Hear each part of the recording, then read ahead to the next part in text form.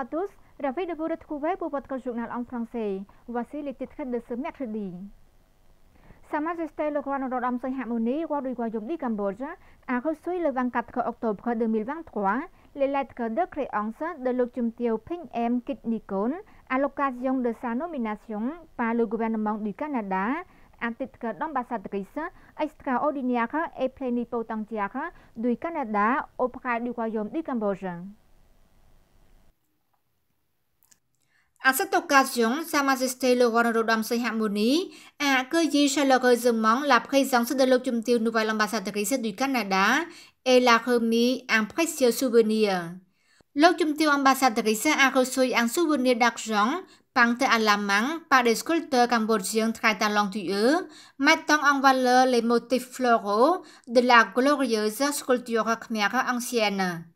À part de cela, Sa Majesté le roi a remis des souvenirs sous forme d'un livre documentaire sur les activités royales de Sa Majesté le roi père de la nation Khmer, Praboram Ratanakaut. L'Ochum Tieu ambassadrice du Canada a pour sa part remis un souvenir d'un ours en métal peint à la main par l'artiste, symbole du Canada à Sa Majesté le roi. Cet objet précieux témoigne du grand respect pour le roi du royaume du Cambodge et apporte une profonde amitié aux deux nations. Sa Majesté le roi Norodom Sihamoni a salué chaleureusement la présence de l'Ochum Tieu ambassadrice qui est actuellement en mission diplomatique au royaume du Cambodge pour continuer à maintenir, renforcer et élargir les relations d'amitié entre les deux pays, Cambodge et Canada, pour le développement durable. L'Ochum Tieu Phing M Kit Nikon, nouvelle ambassadrice du Canada auprès du royaume du Cambodge, s'est engagée à faire tout son possible pour promouvoir les relations amicales et la coopération dans tous les domaines entre nos pays pour agrandir et être stable pour toujours.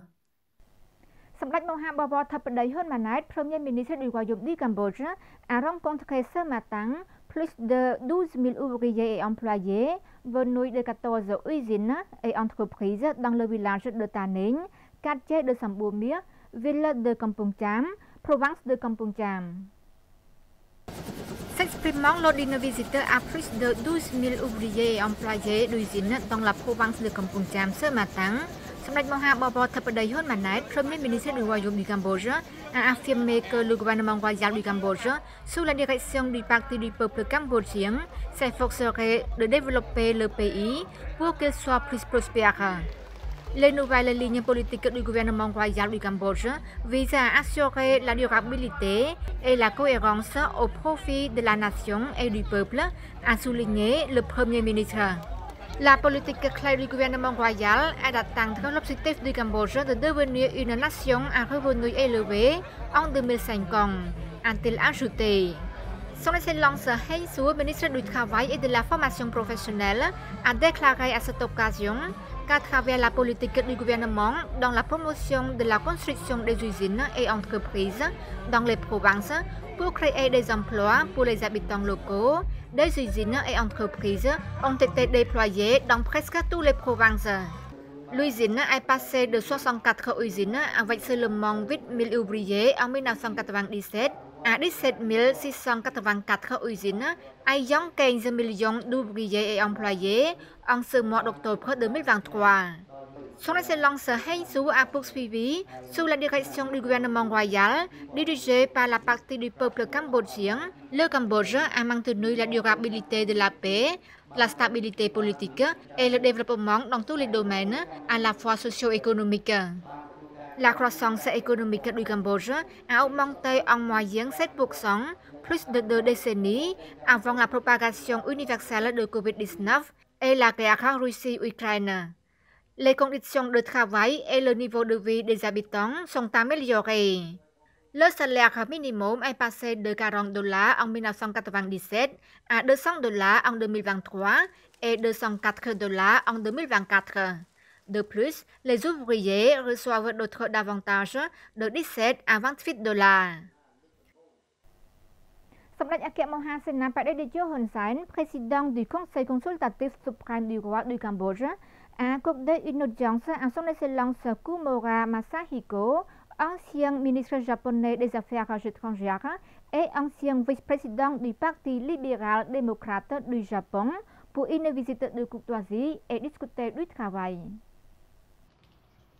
Dans sa rencontre avec son Excellence Komura Masahiko, ancien ministre japonais des Affaires étrangères et ancien vice-président du Parti libéral-démocrate du Japon, du 24 octobre 2023 au palais de Sumatra, Samdech Akek Mohasena Badidicho Hun Sen, président du Conseil consultatif suprême du roi du Cambodge, a accueilli chaleureusement son Excellence Komura, surtout après avoir le rencontré et le connu depuis 1998, qui était la première visite à sa résidence dans la ville de Tak Mai, province de Kandal.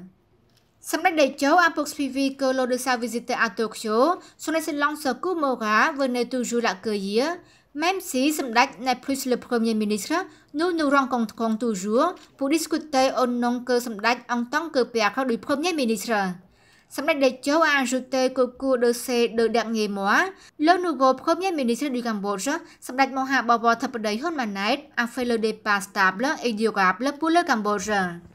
En réponse, son Excellence Komura a félicité Samdech Daecho, le seul héros qui, avec de nombreux autres dignitaires cambodgiens, a libéré le Cambodge du régime Khmer Rouge et a conduit le pays vers la prospérité, la paix et a sauvé des Cambodgiens de tout le pays.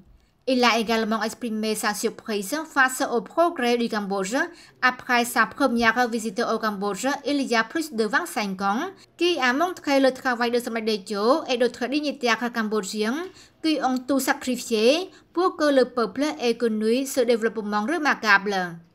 Alors que l'année 2023 marque le 70e anniversaire des relations diplomatiques entre le Cambodge et le Japon, les deux parties organiseront un certain nombre d'événements communs, notamment un feu d'artifice devant le palais royal prévu le 19 novembre 2023. Samdech Daecho et son Excellence Komura ont exprimé leur satisfaction de l'évolution des relations entre les deux pays, qui a atteint un partenariat stratégique global.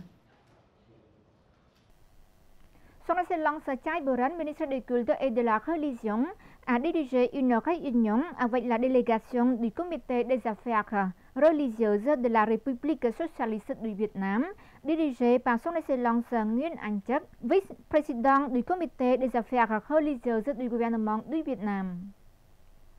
Au cours de la réunion, son Excellence Nguyen Anh Chất, vice-président du Comité des Affaires religieuses du gouvernement du Vietnam, a félicité son Excellence Chai Boren qui a été nommé par Sa Majesté le Roi au poste du ministre des Cultes et de la Religion et a exprimé son soutien au gouvernement royal de la 7e législature sous la direction de Samdech Moha Bawor Theppaday Hun Manet. Son Excellence Nguyen Anh Chất a soulevé les principaux objectifs, notamment examiner ce qui n'est pas encore applicable à l'accord entre les deux pays sur la religion et poursuivre la coopération en matière de cours de formation entre les fonctionnaires des deux pays pour renforcer la mise en œuvre de la loi de chaque pays en matière de bouddhisme. Son Excellence Chai Boren, ministre des Cultes et de la Religion, a déclaré que le bouddhisme au Cambodge est la religion d'État et qu'il a joué un rôle important en contribuant au développement social, notamment en éduquant les gens à la tranquillité d'esprit.